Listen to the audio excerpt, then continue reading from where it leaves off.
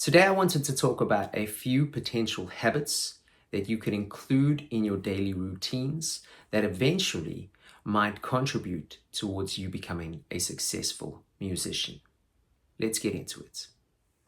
Hey everybody, my name is Travis Mark. I am the host of this YouTube channel, as well as the Musician's Mentor podcast. If you're interested in checking out previously published episodes of the podcast, please go to the playlist section on this site and simply scroll and pick one.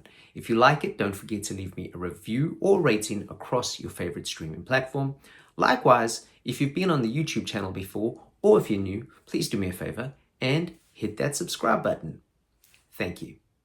So today I want to talk about potential habits that you can implement into your lifestyle that might eventually contribute to you becoming a successful musician.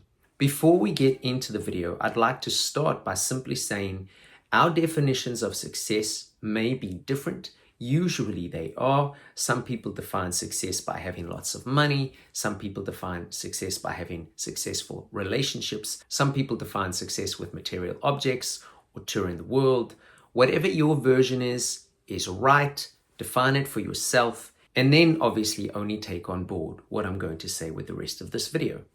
The things that I'm going to talk about today are just different things that might eventually help you function better as a musician and hopefully create habits that will at least help contribute to that success. So number one, and this is probably the most obvious one, is having some kind of effective way of practice or a practice routine. And what you do during that routine will come down once again to your personal preferences, but having something targeted that you can work on or at least work towards that will increase your overall self-improvement on your instrument or your musicality as a whole is beneficial, and you and those around you will start to notice that your level of musicianship is increasing. Once your music level is increasing, you will hopefully reach the second point, which is trying to develop an authentic style to yourself. Now, obviously that's different if you're playing other people's music, covers and tribute bands, that kind of thing. But if you can at least play something that's authentic or creating a voice for yourself, that becomes quite a successful thing. Because even though it might not be everybody's bag, you land up with a unique voice that becomes identifiable to you. So when people want that specific sound, they hire you. Point 3 isn't something I'm going to go on for too long in this video because I have done a few videos about it before, but networking can really contribute to the success of you as a musician. Again, not everybody enjoys this process, and it does depend on what you're trying to achieve. You don't necessarily need to network if you're trying to just compose music at home. You don't need to necessarily network if you're trying to make sync music or things like that. There are certain vocations within the music industry that you don't have to be out there selling yourself all the time. It is a good habit to implement, especially if you're slightly introverted and you want to get out and create a network of people or support systems, or even maybe people you'd like to use on your recordings. Whatever the situation is, it will be variable to what you are thinking.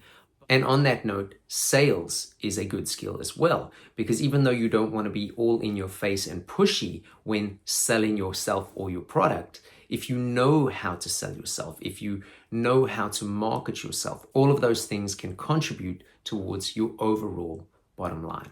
Number 4 is a point we've spoken about previously, and that is integrity. Let's assume you are a working musician of some kind and you want people to keep using you.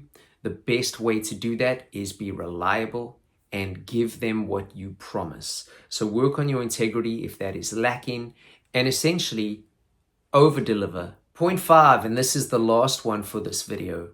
I think it's super important regardless of your career. Resilience, grit, determination, whatever you want to call it, doesn't really matter. But you need to be able to self-motivate. You need to be able to get up every time you get knocked down. You need to be able to handle rejection and be okay with getting rejected. It would be very beneficial if you can understand that you are not everybody's cup of tea and that it's not personal. Again, that is material that we have alluded to in other videos, so I'm not going to really dissect it here. But if you are resilient and can take rejection and refuse to give up, but keep working towards your goal, that, in my opinion, is a version of success. So again, just a few simple things that you can implement within your lifestyle that will hopefully create habits that will hopefully help you to achieve your version of success that much quicker. Good luck. I will see you on the next one.